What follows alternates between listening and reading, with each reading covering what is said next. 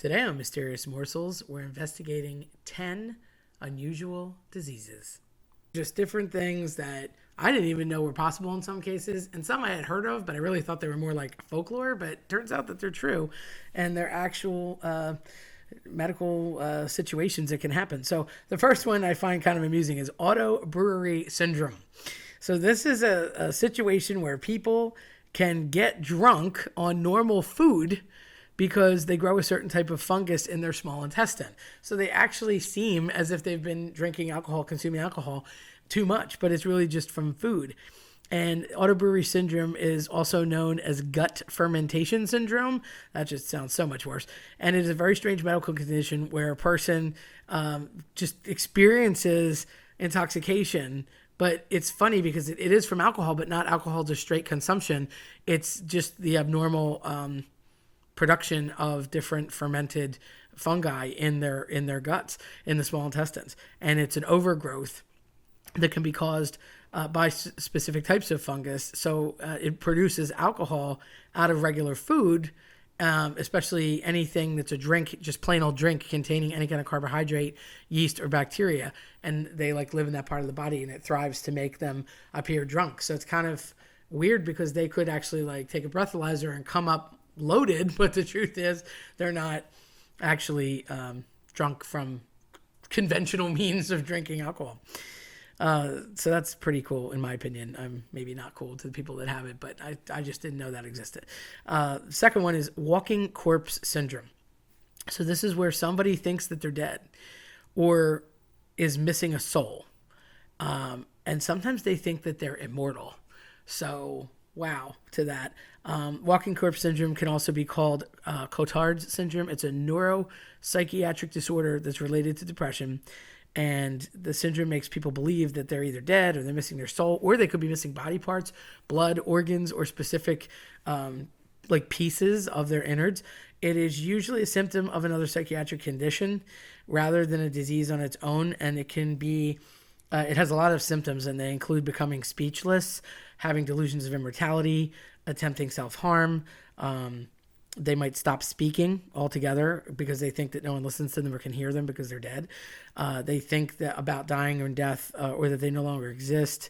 They have some insensitivity to pain, which is really unique and interesting because they physically have the insensitivity to pain, even though you could potentially say poke them with a pin or something, but they would still, technically their nerves are alive to feel it, but they're not actually feeling it.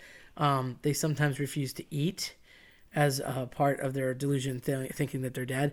They could get very sad, just severe melancholy and depression, and sometimes they hear voices saying that they're dead or dying.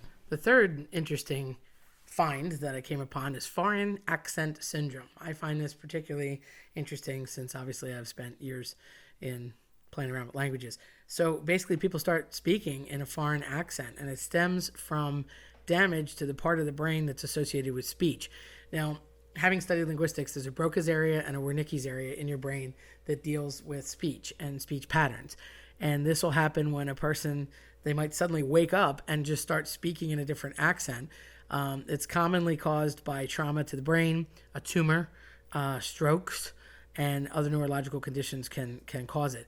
I jokingly reference when Buzz Lightyear gets woken up in Spanish mode, but it's almost that quick. All of a sudden, they would have the capacity to do the grammar and speech and know the vocabulary in the other language, but it's not something that they necessarily know or would speak. So it's quite a unique disease. The fourth one is congenital insensitivity to pain. So this is where patients cannot feel pain, and it can be extremely dangerous because they really believe that they're not actually feeling harm to themselves, but obviously they could be damaging tissues and cells and nerves irreparably. And it generally is present from birth, and it inhibits the ability to perceive physical pain.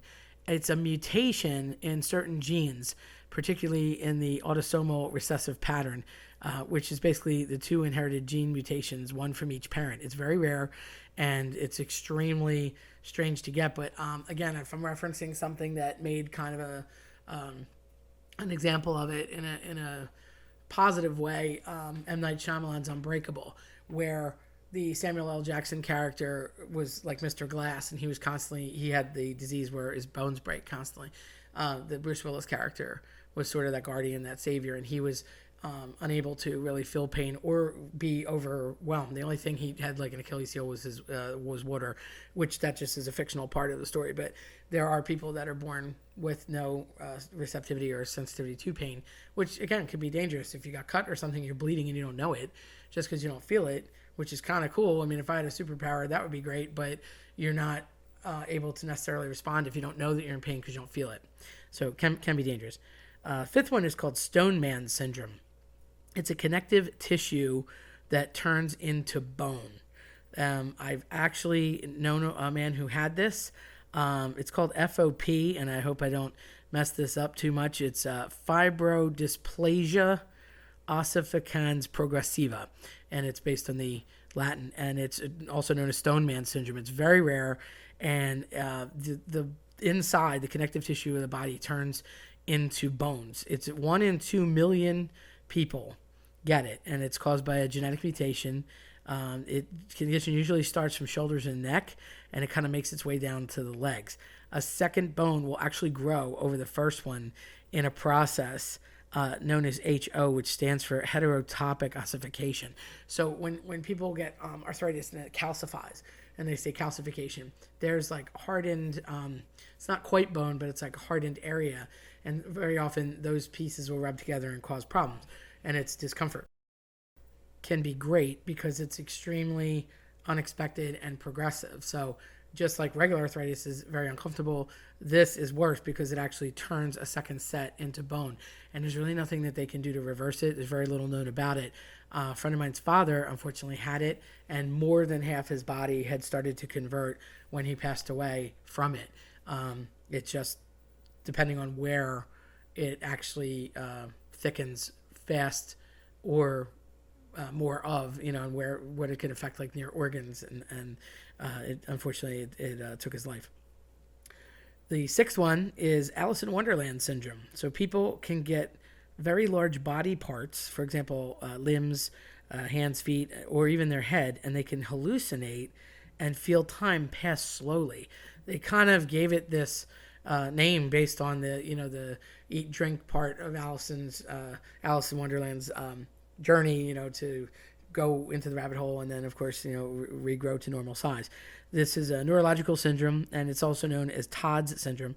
It usually presents with serious migraines, and they can distort a person's body image, including their own size and their perception of the size of their head, hands, and feet.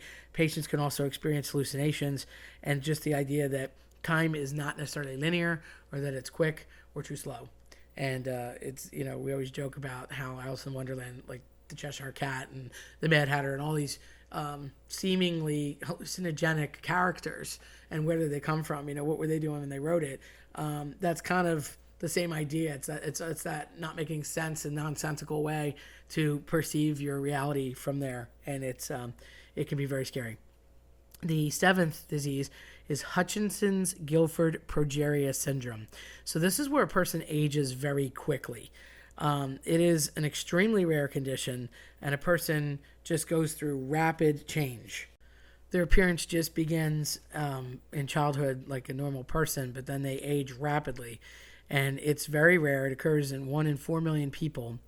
And there's more than 131 cases that have been reported in scientific literature globally since 1886. However, it is very rare. And I always think of the movie Jack with Robin Williams, where I think he's supposed to be in like second or third grade, but as he starts aging and they can't figure out what happened. And although I believe he was affected by Werner syndrome, which was slightly different, same kind of an idea. And he ages out, and eventually, of course, he passes away, just because his body can't keep up. The eighth one, can't count, is Pika. My dog has Pika. I don't care what anybody says. Crazy Murphy, who you may have seen, and heard me talk about, is definitely has Pika. So Pika is a disease where people will eat all sorts of non-food items. They might eat erasers. They might eat pencils. They might eat crayons. They might eat little cars. They might eat toys. They might eat paper. And people with pica they're compulsive about eating the items that don't have any kind of nutritional value. They're not tasty. They just like doing it. And unfortunately, it could cause major harm intestinally. So sometimes it's something harmless like ice and they just chew on it constantly. Or it could be toxic like chalk or pieces of metal, dried paint. There's stories of people eating their mattress or chairs. It occurs most often in children and pregnant women and people with intellectual disabilities. We don't really know, but it is said that the unusual cravings can be a sign that the body is trying to replenish low nutrient levels. Who knows? It's a very rare thing, and what they eat can hurt them because it's not meant to go in your digestive system. I joke about my dog, but I'm serious. Puppies chew, and after he was a puppy and sort of, they chew socks, they chew shoes, and of course you get them chew toys and things, but he's like 3 years old now and he's still chewing random things that he shouldn't be chewing. And sometimes he'll even eat them. I'm like, no. So we try and keep stuff away from him and give him a chew toy, but it can, obviously extend to pets just because they're in a biting, chewy phase. But with people, they actually actively go out to eat the thing, whatever it may be. Like I said, pencils or staples or anything like that. So definitely don't do that. The ninth condition that we are talking about is human werewolf syndrome. So people basically grow a ton of hair in odd spots that they wouldn't expect to have it. Hypertrichosis is the official name. It's, werewolf syndrome. And it's characterized by excessive hair growth pretty much anywhere on the body, but it can even grow across the face. It is very thick, and the person would kind of resemble a werewolf. It's very thick hair, and it can be all over. And a lot of illnesses that have been eradicated due to vaccines, and this condition's cause is unknown. We don't know where it comes from, but there's no existing cure or treatment to manage it by any way of any symptom. Like, it just kind of happens. And sometimes a baby is born with it, where they already have hair. Sometimes across the face is the most notable. It might start like thickening hair in a younger person in a different place, and then it just gets thicker and thicker, and it's more like a coat than it is like regular hair. So it's very difficult to, you could shave it, of course, but it can grow back, so it's difficult to manage. And the last one of our list of 10 here, just thought 10 was a nice number. Alkaptonuria. Hope I said that right. That is a unique buildup of chemicals called homogenistic acid in the body that causes tissue to turn dark. So it's also known as black urine disease. That just sounds horrible. And it's an inherited disorder, and it just results in a lot of buildup of this chemical acid in the body, and it stains the tissues. In addition, the condition can prevent the body from entirely breaking down amino acids. So certain amino acids, I believe it's phenylene and tyrosine, that are generally responsible for body pigmentation. So it kind of blocks them. And sadly, there's no treatment or cure for the condition yet. But that was a very unique one that I hadn't heard of. So there's some 10 unusual diseases that you may or may not have heard of. And I just thought I would educate you today a little bit about them. And I hope that they can find some cures for the ones that they don't have. And hopefully everybody can learn a little bit more than they knew prior to. If you like this type of content, scare the like button into turning blue and subscribe. Don't forget to hit the notification bell so you don't miss out on future videos. Thanks for watching.